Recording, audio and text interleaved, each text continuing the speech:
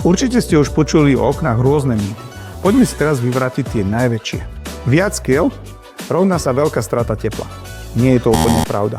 Dneska používame sklá, ktoré dokážu získať v zimných mesiacoch veľké slnečné zisky a tým vyhrievajú celý interiér. A naopak, v letných mesiacoch dokážu sklá tlmiť svetlo, ktoré vchádza do interiéru a prehrieva interiér.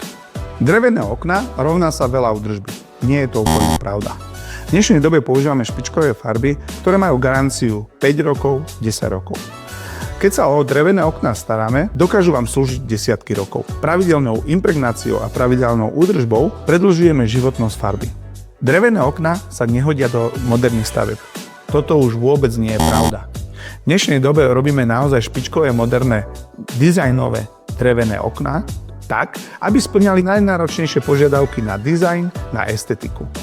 Tieto okná sú nie len po konštrukčnej stránke, po estetickej stránke, ale aj po tepelno-izolačnej stránke naozaj výborné a vhodné do moderných stavieb.